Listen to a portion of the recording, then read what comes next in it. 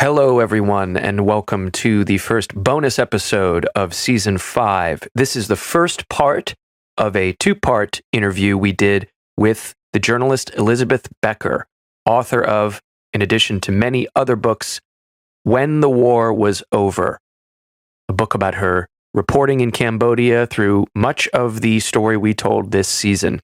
In this episode, we talked to Elizabeth about the history of French colonialism, the period of Sihanouk, and the path to American bombing of Cambodia.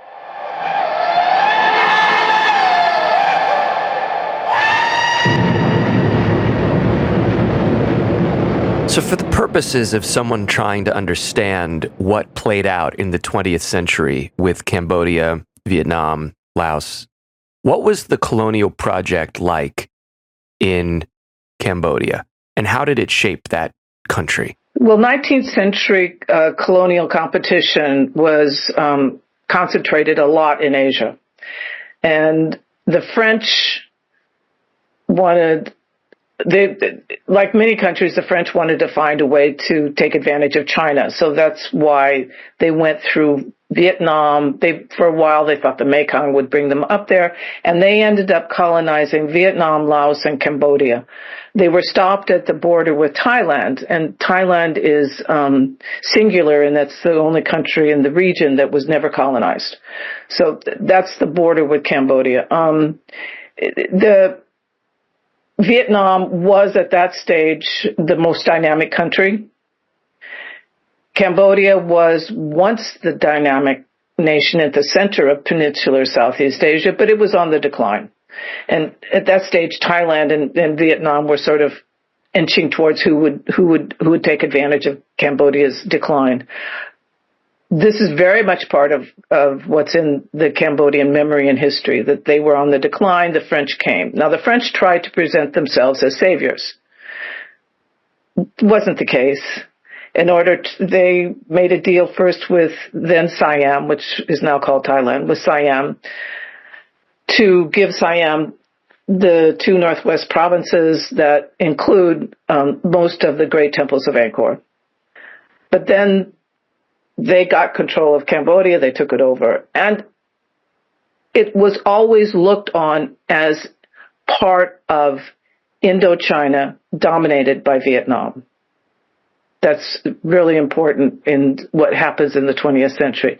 And because Vietnam was so dynamic and so strong, they divided Vietnam into three parts. Cambodia was left whole, Laos was left whole. So what that meant for Cambodia is that, they were put under the tutelage of France. The capital Phnom Penh had its French quarter. They quotes discovered Angkor, which of course they didn't. Angkor was never lost, but they concentrated on what they called rebuilding, and they certainly did a lot of scholarship that was, but they took a lot of stuff, and it's now in the Guimet Museum back in Paris, but it was not benign by any sense. And what bothered the Cambodians in particular was that a lot of the bureaucracy and day-to-day workers were brought from Vietnam, so the Vietnamese were strong.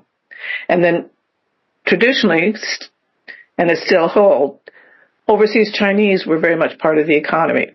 So Cambodians were not the central part, and they, very much like what the British did in India, the French had the minorities running a good bit of Cambodia. And that's the way it was going into the 20th century. There were great exceptions in some scholars and people like the Grolier family that went out of their way to learn Khmer, to recover the society. The French even imported some Buddhist monks from Pondicherry, the Indian state that was under French colonial rule, to recover the culture, because it's quite clear that Cambodia was rich in culture and rich in its traditions. But, they had their rubber plantations with the workers who were not treated well, to put it mildly. So you had all of those parts of it. But again, adjunct to the grander traditions that were part of Vietnam. And I think for the purposes of this, it was very much to the advantage of the French to keep the monarchy. And so that remained because the monarchy kept the loyalty. And the monarch was, at the very beginning, was shown that who was the boss by the French training their guns at the royal palace and saying, you're under us now. But so they kept the monarchy, and they did, in a sense, instill some sort of protection of the border. So that's their main selling points. But again, they made their money the usual colonial way with that. And that's where we were when the Japanese started World War II in the region. And it tends to be noted that Vietnam was the most developed colony, a more dynamic colony that France was building, but that modern nationalisms that come with that sort of thing, 20th century style liberal and then communist resistance to colonialism, that took a bit longer to develop in Cambodia. Is that accurate? Yes, and but that doesn't mean they did not have their own resistance. But the resistance was definitely influenced by Western ideas, French ideas, and it was influenced definitely by the Vietnamese. It was very effectively co-opted by the young king Norodom Sihanouk. And this is how it definitely changes course compared to Vietnam. Yes, Sihanouk seemed to play more of a balancing act, whereas Vietnam ended up, obviously, at war with the French after World War II. What was that conflict like? What was the effect of it on Cambodia? It's very important, again, the reason I brought up Sihanouk is that Sihanouk, when the Japanese came into Cambodia, he did his flip. He had no problem turning his back on the French, who had made him king. The French had picked him to be king because they thought he would be so pliant. The Japanese come in, he said, okay, Asians, they're going to respect us. We'll work with them. So that changes the temper very much compared to Vietnam, where the Vietnamese tried to talk the Americans into work with them, and they did for a while. The Vietnamese worked with the Americans during World War II against the Japanese, not Cambodia. Sihanouk said, fine, come in here. And as a result, the French, some of the best French administrators who were the most sympathetic to Cambodia were killed, including Georges Grolier, who I'd mentioned as one of the ones who was most effective at helping revive Cambodian culture. So you were at the end of the war, you had this situation where Sihanouk now is in a very strong position. You have the intellectuals who are independent-minded, who are sick of the monarchy, who want an independent Cambodia. Some of them go off to France to study. And they lagged behind the Vietnamese because the French had a much lower opinion of them. So the first ones go after World War II. I remember the Vietnamese were there pre-World War I, so this is a part of the laggardly. And among them, of course, was Solat Sar, who later is known as Pol Pot. He does not go to the Sorbonne, but he goes to an engineering kind of school. But that's the beginning. But you still have back in Phnom Penh, in the capital, you still have people who are very much interested in independence. And you have Sun Yat-sen and other leaders, they are primed to take advantage of this moment when we have the Geneva Conference. Remember during World War II in the Atlantic Charter, President Roosevelt had the allies, the European allies, agree that at the end of the war, they would give up their colonies. So that's part of what's hanging over it, too. Mm-hmm. And but the French, having just gotten, after the war, they had been humiliated. They needed to recover their French pride, and they used the situation to go back to Vietnam, and they used our money from the Marshall Plan to subsidize it. And the United States did not balk. President Truman, fine with it, and then of course President Eisenhower. So the United States is already in there. There's not a Cambodian communist separate entity of anything to speak of.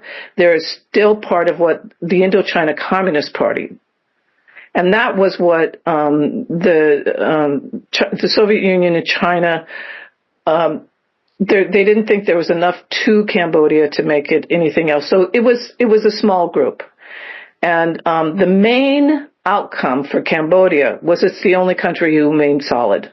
It was whole. It was allowed to remain whole, and that's critical. Laos had a division, Vietnam had a division, Cambodia was one, and that will shape the next couple of decades for Cambodia. The result in terms of the communists is that the communists who were in Cambodia were returned with the Vietnamese communists back to Hanoi. So you have a subset going all the way to Hanoi, and they'll stay there for a long time.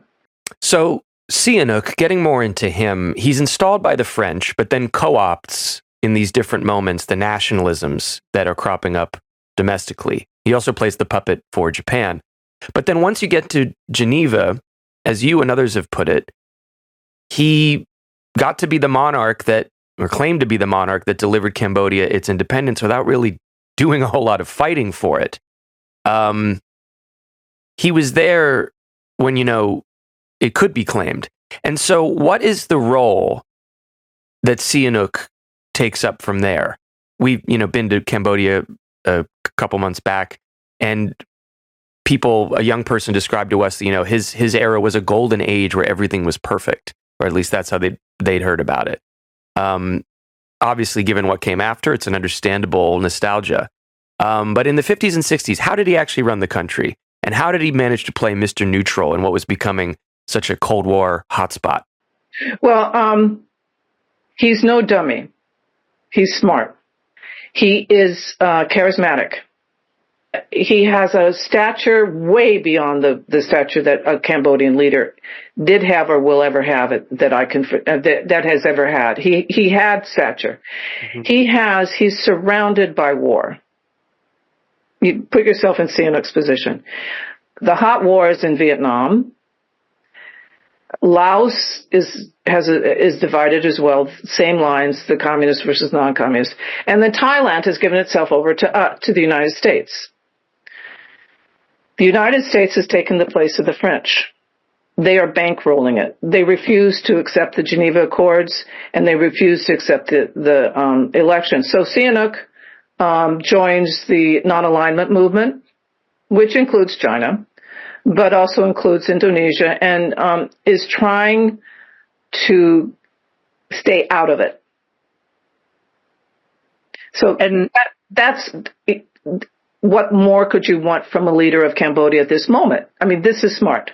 And also, before we get into what he did wrong, he is the rare Cambodian leader who refuses to play one ethnic minority against another. And that's very important. That's one of the reasons why people look back at this with the golden era, because he made it seem like this is what you take for granted. It made it seem like, of course, this is what Cambodia would do. Of course, Cambodia would not want to go to war. He did not build up a big military. He didn't want to become like Bangkok with, a hot economy and skyscrapers. And he had a classic feudal kind of mentality in terms of the country. It was basically an agricultural country, rich in all kinds of resources. Generally, it did not have a food problem. It was considered, quotes, underpopulated, which says a lot about scientists at that page. But so what did it cost him to be neutral? What deals did he have to play? Well, pretty soon it became obvious. As early as John Foster Dulles, the CIA is trying to undermine the neutrality, and he knows it.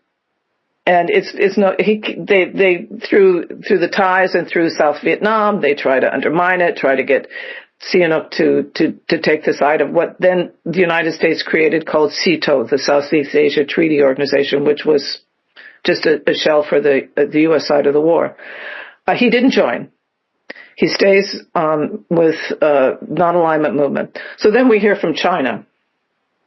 And, as I said, they're in the same movement. And it's clear that the arrangement is, as long as Sihanouk stays out of the war, the big powers, be it in Hanoi, Beijing, and even much less so Moscow, because Moscow at this stage doesn't care, they're not going to support an insurrection against Sihanouk. That's a big prize. So Sihanouk's not going to have to worry about that.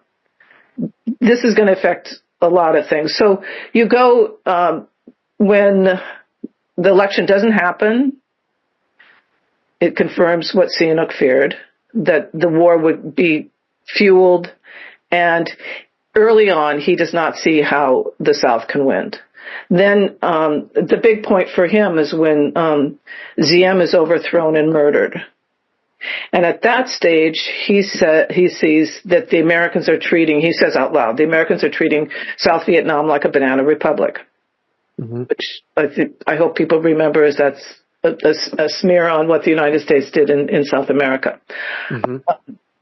And he then throws out most of the American presence, the official American presence in Cambodia. He does not want them around to play the same games with him.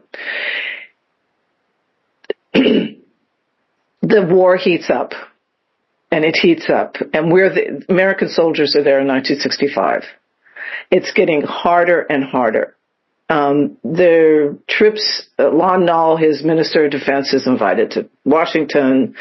There's all kinds of ways that they're trying to undermine things. And then the Cambodian people, you have the Cambodian people at this stage, I'm now into sort of late 60s, where it's 68 is the height of our involvement at this stage.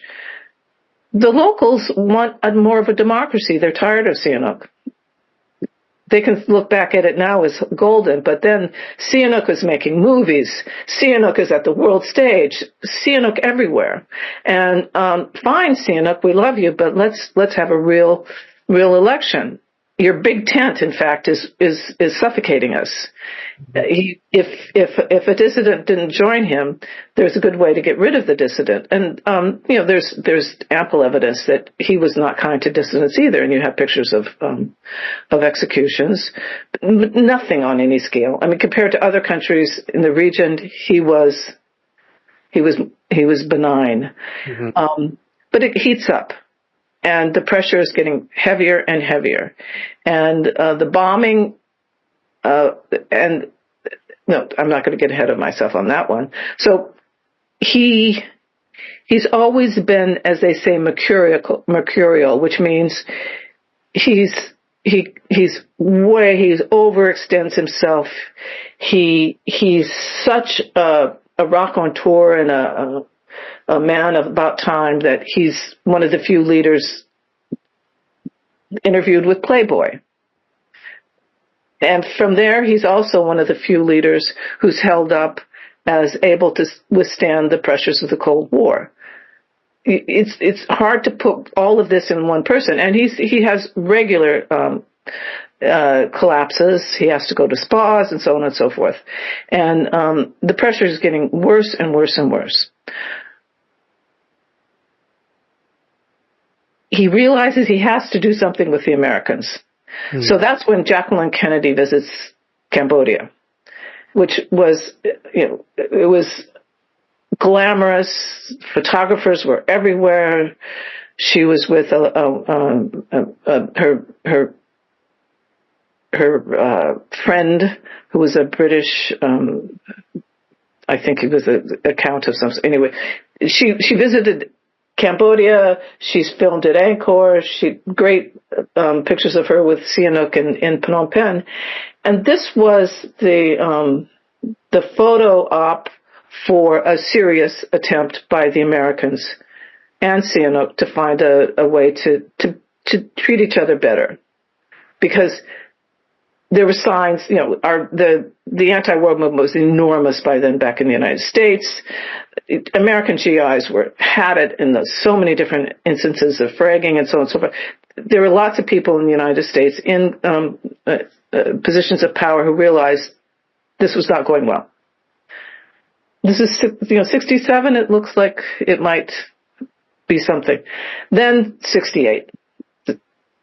It's, the war is huge, the protests are huge, and Lyndon Johnson says he will not run for president. Back in Cambodia, this looks like there will be peace. There will be peace. And there was big hope that he would bring peace and this would be over. And as we know now, didn't happen. Hubert Humphrey lost as a Democrat, and Richard Nixon won. Now, both of them ran on peace platforms, so all hope was not gone. They both ran on peace platforms, and back in Cambodia, they believed it. There's much, what choice do you have? You want to believe it. But, the first thing that the new Nixon administration did in 1969 under President Nixon and his top advisor, Henry Kissinger, was bomb Cambodia secretly. Now, so I have one question for you there that occurs to me. But one thing that I read, for example, in like a newspaper reporting from the summer of '68, was seeing other Republicans get grilled on, well, what would you do to win the Vietnam War right now? And somebody says, oh, bomb Cambodia, maybe invade or something. The idea existed on the right wing and so on. So on the one hand, you have this, tentative peace maneuvers, a sense to try and, hopefully mend some fences. But on the other hand, there is this other perspective which says, well, no, we should win the Vietnam War by expanding it. Could you talk a little bit about where this idea for bombing Cambodia came from? Why was it appealing to Nixon and Kissinger? Okay. So I want to emphasize they both ran on a peace platform. Yes, I know there's divisions in the Republican Party. There were divisions in the Democratic Party. When you have lost that many people and put that much blood and treasure behind a war, no one wanted to be the first president to lose a war. So there's no question this was not a uniform position.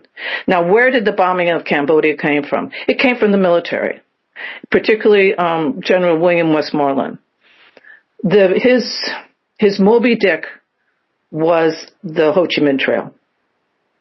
And as far back as 1965, the thought was, if we can control the Ho Chi Minh Trail and block it and stop that pipeline of people and material from north to south, that's it. That's going to be it. And they sold it to some Democrats. They sold it to Republicans. And it's what happens in war. You start clinging to things. And this is one of the oldest that you grab for. And previously, the previous advisors to Johnson and Kennedy's had not gone for it. I mean, yes, the South Vietnamese would come in, and yes, the North Vietnamese on Cambodian territory, but no one had agreed to, what the military wanted. Kissinger, with zero military background bought it. Nixon and Kissinger, they bought it. And it was for all of the reasons that you can think of. They said, okay, the military's been wanting it. They didn't get it, so maybe this really is the answer. And it's secret. That only means they haven't informed the people they should have informed. The Cambodians, of course, knew what was going on when they were bombed, and Sihanouk knew what was going on. And it was supposed to put the Americans in a position so that the Vietnamese, the North Vietnamese, the Communist Vietnamese would go back to the North, be blocked, and therefore be in a position where either they won the war, the Americans either won the war, or they talked the Vietnamese into a peace deal that would save their position in the South. It didn't happen. Needless to say. So while this is all going on, you have the development of the Khmer Rouge.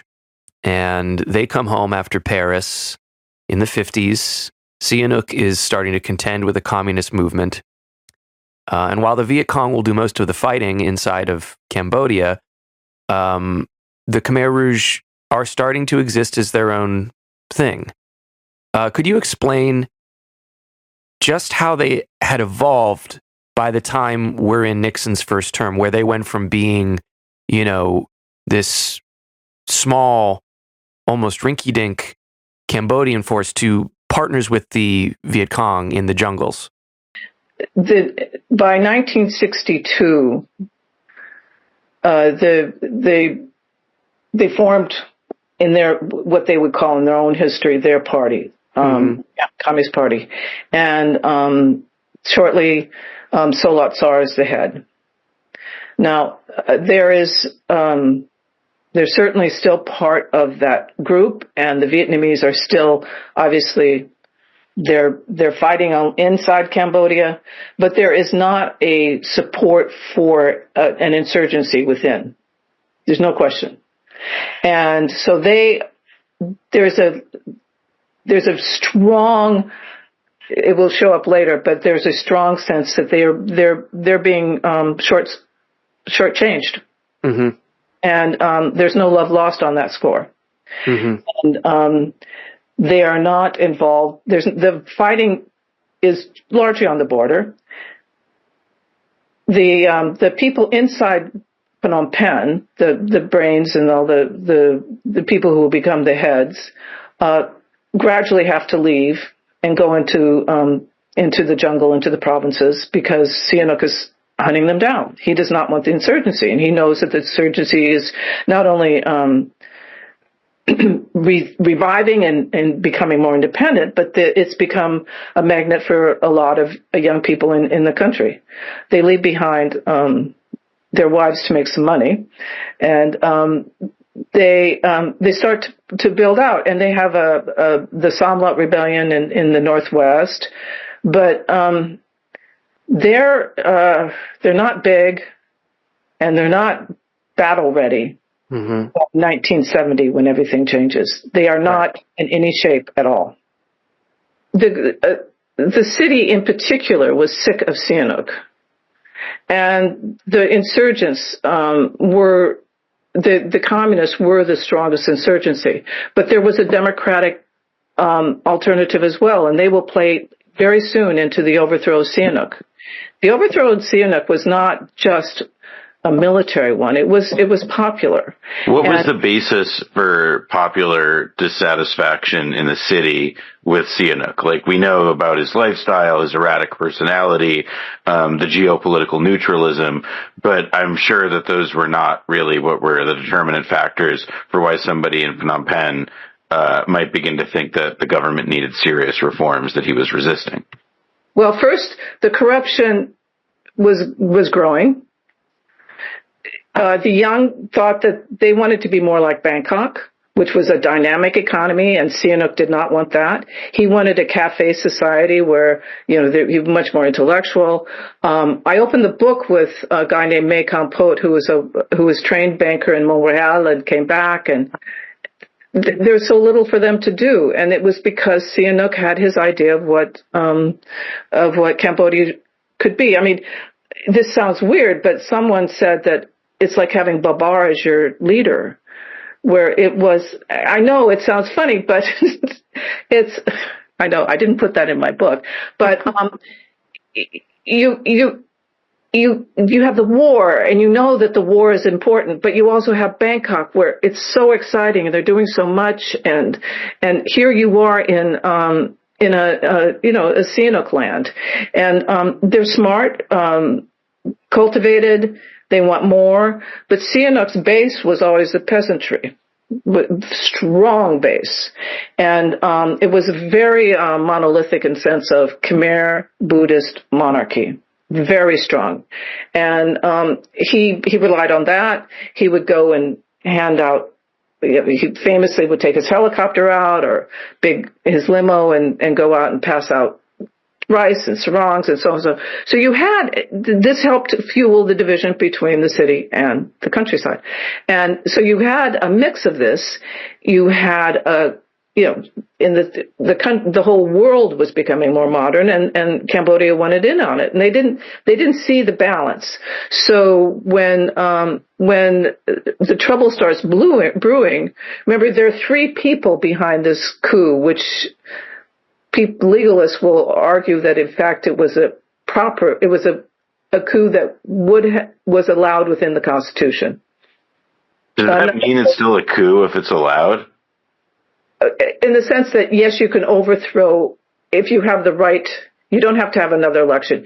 If you have the right mix, you can overthrow. I'm not going to go there. You can. That was the first part of our interview with the great journalist Elizabeth Becker. Tune in for the next episode where we discuss Nixon, Kissinger, and the Khmer Rouge.